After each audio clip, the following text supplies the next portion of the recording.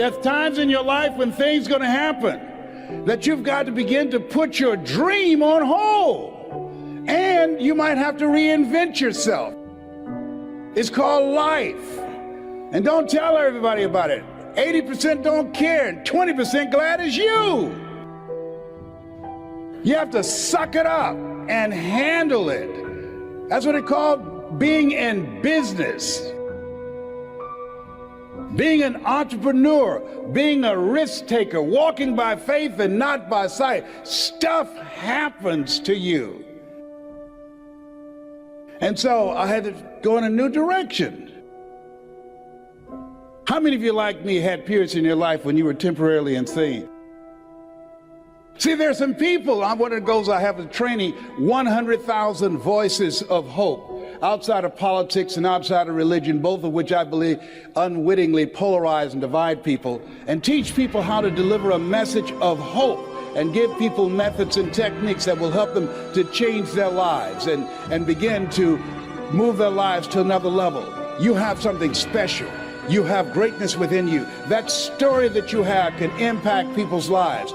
Mike Williams talked to me and it changed my life. It began to expand my vision.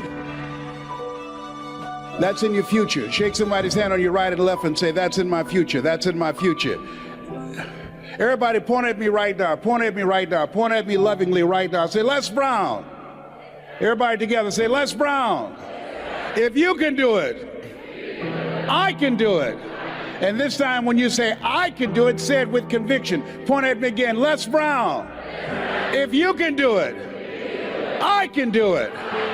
Shake someone's hand on your right and left and say, I'm ready to play a bigger game. Do that right now. Say, I'm ready to play a bigger game. If you chase your passion, if you listen to me, I know what I was born to do. If you told me right now, how can you fill $5 million, ET, but you can never do another TGIM. You can never go into another school. You can never go to another college. You can never motivate anybody for the rest of your life. No more motivation, no more inspiration. I would tell you, keep your $5 million. Why? Because this is what I was born to do. And what I've discovered, that you got to pass up on good to get to great. And one day, you're going to be in a nursing home. And the biggest thing that you're going to hope for is that there's someone standing right there beside you. So when you're on your deathbed, how will your legacy ripple? Are you going to make a big splash? Or are you going to be a tiny little pebble in the pond? How many people will show up to that funeral of yours? How many people did you positively impact that your time expiring will make them cry because you're not here anymore to have an effect on them? I want you to place yourself in the eyes of death, because death is going to set you free. How are you going to leave this earth? Will you be remembered? How will you be remembered? Your life is not done yet. So now is the time to go after everything you want. Time will expire one day. So you gotta beat the clock. People in my life right now, are they contributing to my growth and development? Are they making me a better person? What I'm doing right now, is it nourishing me? Does it empower me? Is it giving me what I need out of my life right now? Is it challenging to me? Is it making me stretch mentally and emotionally and spiritually? Is it getting the best out of me? See, this is the only life you've got. So you don't want to squander it doing something you don't want to do, feeling you can't do any better. You can do better. You should do better. You deserve to do better. You're entitled to that. That is your right to do better. As John F. Kennedy said, there are risks and costs to a program of action, but they are far less than the long-range risks and costs of comfortable inaction. There's just something about the status quo that is literally intoxicating. You don't want to move. You don't want to put things at risk. You want to keep things as they are. And I get it. Change is scary. Change may be one of the single most paralyzing elements that we as humans face. That in your space, in that little area that you've carved out for yourself, it may be small and it may keep you less than you could be, but God damn it, does it feel Good. Because it's safe. Because you know your enemies. You know where everything is at. You know all the things that you need to know to feel comfortable. But in that comfort is a world that shrinks around you, is a world that literally is forcing you to confine yourself to the size of that box. It's making you only as big as the space that you've allowed yourself. So whatever change you refuse to embrace, not only does it freeze you in time, but it stunts your growth. And if you want to become something, that is literally the act of changing. It is literally the act of rebirth, of making yourself something new. But in that, you must face the terror of change. You must face that you may fail. You must face that you may embarrass yourself. You have to face that in the unknown could be the worst. But unless you're able to do that, you'll never get to taste the vastness of living outside the box, that merely having a life that isn't confined is in and of itself far more interesting and beautiful than anything could ever be when it is locked in one place. When you have a box that has no windows, your world can be nothing but a wall. But when you have a window, when you have a door, that becomes an entryway into something completely new. And as Pablo Picasso said, action is the fundamental key to all success.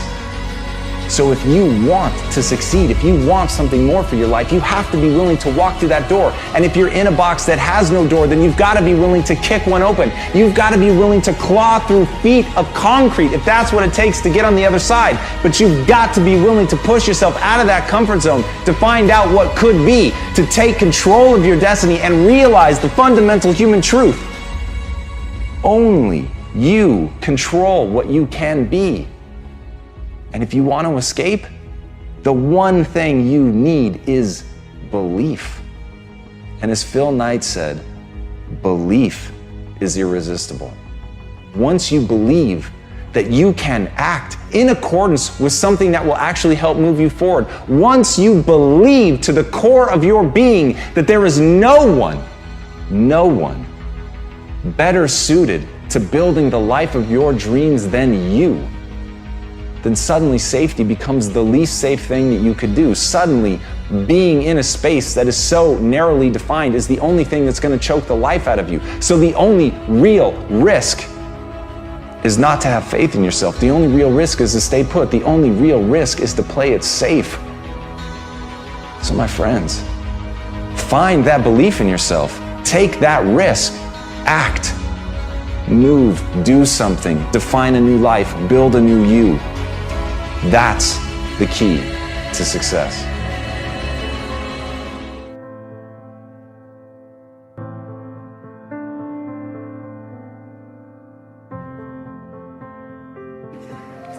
I'm particularly proud and happy about the young filmmakers, actors, singers, writers, producers that are coming up behind my generation. In particular, Barry Jenkins. Young people understand this young man made 10, 15, 20 short films before he got the opportunity to make Moonlight. So never give up. Without commitment, you'll never start. But more importantly, without consistency, you'll never finish. It's not easy. If it was easy, there'd be no Kerry Washington. If it was easy, there'd be no Taraji Henson, P. Henson. If it were easy, there'd be no Octavia Spencer. But not only that, if it were easy, there'd be no Viola Davis. If it were easy, there'd be no Michael T. Williamson, no Stephen McKinley Henderson, no Russell Hornsby. If it were easy, there'd be no Denzel Washington. So, keep working, keep striving, never give up, fall down 7 times, get up 8.